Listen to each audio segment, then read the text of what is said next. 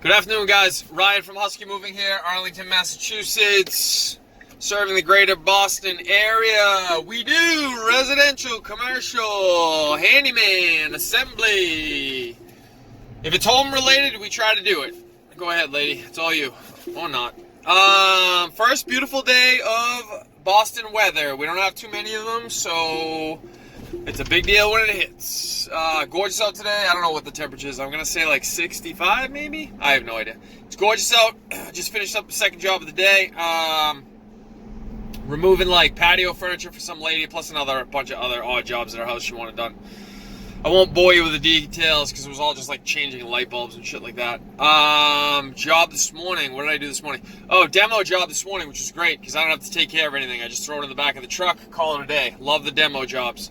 What I want to talk to you guys today about is equipment. To you young guys just coming up in the industry and or getting yourself going on these jobs, regardless of what the job itself is. I want to talk to you guys a little bit about the tools that you have in your truck/vehicle. I'm going to highly encourage you guys to not cut corners on your equipment. I know sometimes it can be difficult when you got to pack a truck full of equipment. Regardless of what kind of truck it is, you got to pack a truck full of equipment. I understand it can be daunting. It can be a lot of money. I get it. I've been there. Try to think of this as a long-term investment, not a short-term investment, meaning pay for something once, not 3 times.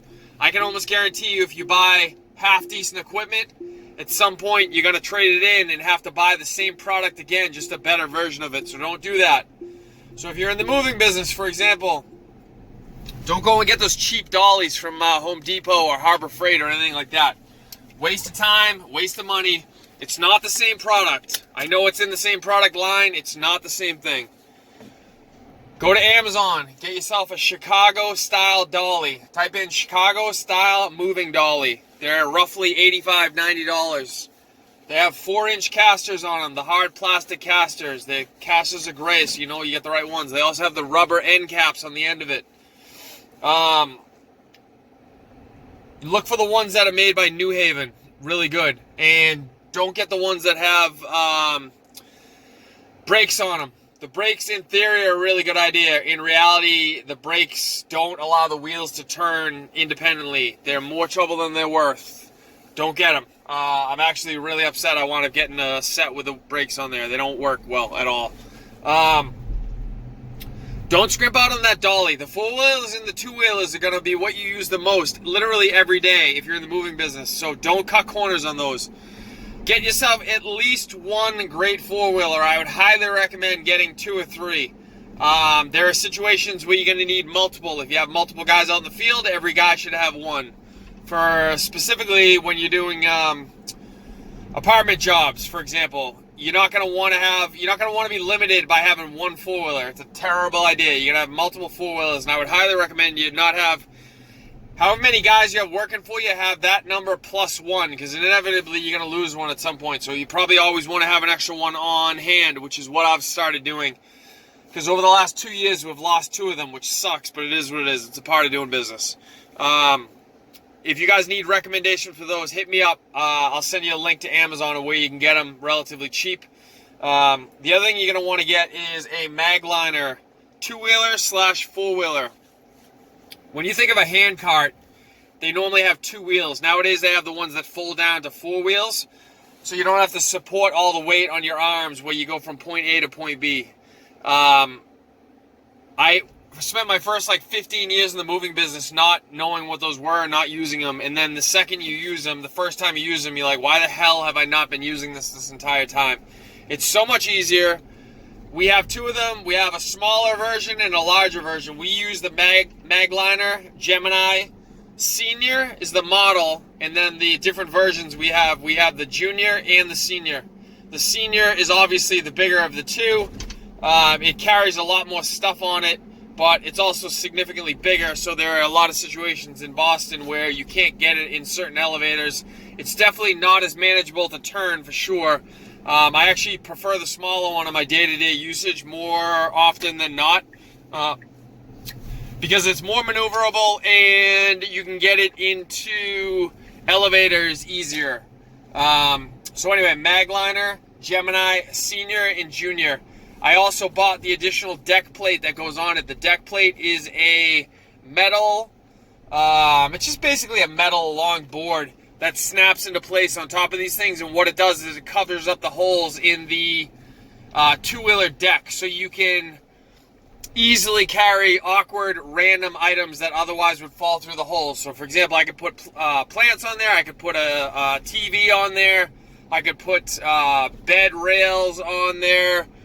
Some of this stuff normally is not easily transportable, but if you have the deck on there, it's basically a giant flat board that you can put anything you want on there. So invest in those. They're only like $80 or something like that. And then we have for our toolbox, I invested in the the Milwaukee pack out system, which is known in the basically any industry that does labor, very highly known for being on the more expensive end for sure, but also really, really durable. I'm super glad I invested in this thing. I love it. It doesn't seem like the thing's going to be breaking anytime soon.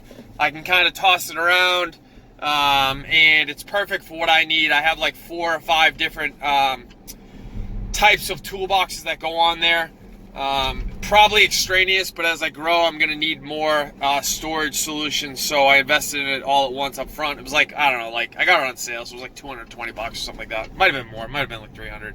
Either way, seems like a lot of money in the short term, but if you carry any tools around, specifically when we're in Boston all the time, I got to get, like, it's not easy for me to get my tools from point A to point B in a lot of the situations I got to go into. And so having a dedicated tool storage system that's also rolling and not cheaply made is huge. You need to be able to wheel over whatever terrain environment you're going to come across in any job site. So I highly recommend you invest in those. And then whenever you're buying tools, guys, don't buy the cheap shit. Go online, check out the reviews. Anything you wind up buying cheap is probably going to, like, either you're going to kill it with heavy usage at some point, or you're going to have to invest again in something more heavy duty. So just read the reviews on what you guys are buying before you get them. If you're going to get tool sets, don't get the cheap shit from Amazon, you know, like drill bit sets and stuff like that. You can get away with, like, the bit driver sets. I have one for Amazon. It's like $10 or $12, something like that. Probably the best money I've ever spent, because on any given situation, the 2 things you're going to wind up using are 90% of the time you're going to need a drill and you're going to need a bit set for, I'd say, literally 90-95% of the work I do. And then the next thing I need most often would be a set of pliers. So invest in that. You're going to want a 90-degree drill. You can get a regular drill for sure, but I would encourage you to get a 90-degree drill because it does everything that a regular drill is going to do, but it gets you into tighter spaces. If you get a good one, you're not going to lose any power. It's only going to make your job easier with the same amount of power, so it'd be kind of foolish not to do it, I think. And then, what else do we have? We invested in bin boxes to get from point A to point B quickly in apartment complexes. They're not expensive. They're like, I don't know, $10 a piece, $12 a piece, 15, something like that. You get them at a shipping supply store. They're really heavy-duty walled cardboard that you can put a ton of shit in there and wheel it around. Makes life a lot easier when you got to go long distances. We bought our moving pads from a moving company that was going out of business. I bought 100 of them at, I think it was $5 a piece, so it was like $500 for 100 moving pads. Best $500 I ever spent. You're gonna need heavy-duty moving pads if you're in the moving industry, and even if you're not, you're probably gonna want to invest in some. Get the professional quality ones. I know you're gonna look at these things and think the Harbor Freight ones are exactly the same. They're not. They're significantly thinner. If you picked up the 2 materials, you would feel right away the difference. Harbor Freight feels significantly cheaper. It feels like it's going to fall apart after a while. The moving blankets that I have are significantly thicker. You'll notice the difference when you pick it up in both weight and the thickness of the pad. And then also it just feels, I mean, these things feel indestructible if I'm being honest with you. Occasionally they'll like tear if someone hits it with like a knife or something. But that's misuse. It's not the thing falling apart, for sure. So invest in the moving pads. And then everything else you got to think of, guys, when you get to the point where you're going to buy something, buy it once. Don't buy it 3 times. Don't buy it twice. Buy it one time. Get the best version of whatever tool you can find at that given moment. And then invest in yourself. I think that's the biggest thing that can be hard. Don't look at this as a tool purchase or an equipment purchase. Look at this as an investment in yourself and in your business. If you come across looking extremely professional, both in your demeanor, your attitude, the way you've branded yourself, the way that you've branded your equipment, the equipment you show up to jobs with, and that's everything. You're going to be able to command higher prices, better clientele. You're going to look more professional, and people are going to just assume you're a much larger company than you are. So I would highly recommend investing in yourself and look at it that way, not looking at it like, oh, I lost $500. You didn't lose $500. You gained an amazing $500 tool that's going to make your life significantly easier every job you go on for the rest of your life.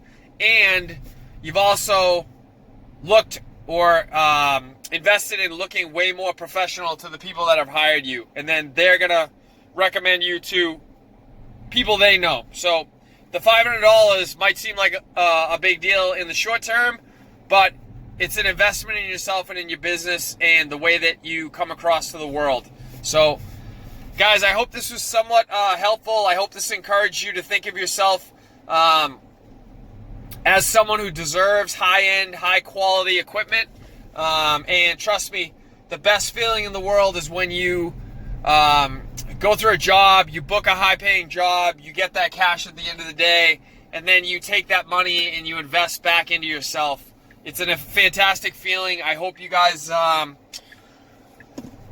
some enjoyment / information out of this video. If you did, please comment. I would love to hear any comments. If you have any, hit the like button, and also subscribe would help me out tremendously. I'm trying to grow this channel a little bit as a way to just give back while I'm driving around in between jobs, to give back to some younger kids who are starting out their time in the industry. My hope would be that I help you guys avoid making some of the mistakes that I made when I was younger. So if we can get you guys up and running from point A to point B as quick as humanly possible, that would make me really happy. All right, guys, if you ever need to get a hold of me, contact information is on the end of the video, email, website, phone number. Thanks for listening, guys. Really appreciate it.